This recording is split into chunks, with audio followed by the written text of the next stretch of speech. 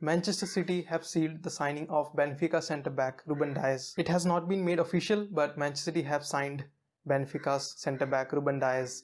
It has been reported by many news agencies in UK, and this deal includes 64.5 million pounds going from City to Benfica, and Nicolas Mendy is also part of the deal. They have got around 14 million pounds from the sale of Otamendi. So what actually this deal means for Manchester City? Let's look into the club, what's happening at Manchester City. So before this deal, as many of the Manchester City fans and many people who are likely to be updated with the things that are going in the transfer window, they know that Manchester City were very seriously interested in signing Koulibaly from Napoli, and there was one player from Sevilla defender, that Jules Koundé. He was also being reported that Manchester City were very keen to sign him, but Manchester City actually gave Sevilla the same option, that same deal with Nicolas Otamendi, but they actually refused that deal as they were very firm that they wanted to keep hold of their French centre back. So Manchester City could not waste any time as they needed an immediate centre back. As you know that John Stones has been injured in the Carabao Cup, and there is Eric Garcia who is reportedly going to Barcelona, and there is Fernandinho who was playing a centre back in the previous season, as there was Laporte who was injured in the previous season.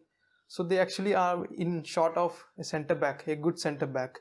You can see in the game against Leicester City that they are struggling a lot. It's the same. Man City are scoring a lot of goals, but they are not able to defend any games, and they lose because of their defense. And they need to fix that. Pep Guardiola is in huge pressure this time. They have to fix that. And it's not that they can play like that, play a lot of goals and be weak at the defense. That cannot be accepted anymore.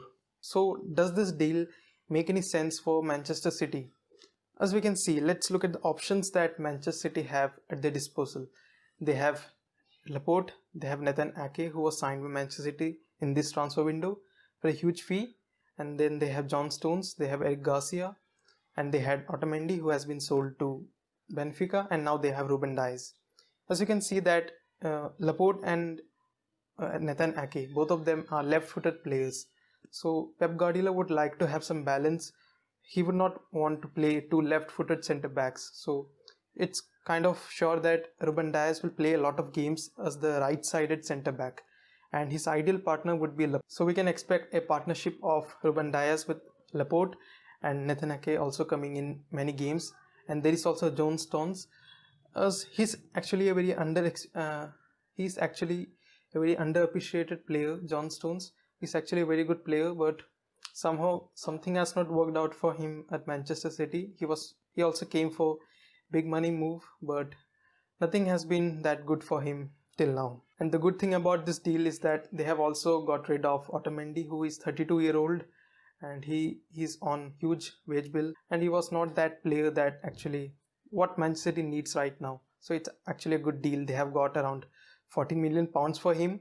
And looking at the deal, actually Ruben Dias in the previous season, he had a release clause of 60 million pounds, and after that he signed a new deal contract with the club Benfica, and his deal release clause increased to 80 million pounds. So considering all of that, they got him for around 64 million pounds plus 14 million pounds for Otamendi. This is actually a fantastic move by Manchester City. So that's all about this deal of Ruben Dias from Benfica to Manchester City. It's like an amazing deal made by Manchester. So overall, this is an amazing deal. So overall, this is an amazing deal that has been made by Manchester City. They have got Ruben Dias, they have got rid of Nicolas Otamendi, they have signed player for lesser than his release clause and all of that. So it's actually a pretty good signing. So what's ahead for Manchester City? So actually, before signing any new players, they would actually like to get rid of some squad players. And the first name that comes into our mind is Shevchenko, if I'm not pronouncing it wrong, the Ukraine player, the left back. They have Cancelo is there, Bernard Mendy. They have Cancelo, they also have Mendy fit now. So it looks like it's time for Shevchenko to move from Manchester City, as there are many clubs that are interested in him, and it's up to him if he wants to move from this club to any other club, as Manchester City will be very happy to let him go, as they want the FFP to be good to them. So that's the future for Manchester City, and as he will go, he may go. So they would like to sign a left back, but that may not be a huge high profile signing like the Ruben Dias deal, but they will try to sign a left back if Shevchenko goes. And they are in the window for another striker. They actually need a striker in this window. It's actually only 1 week left, so let's see if Manchester City are able to sign that player. So that's all about Manchester City.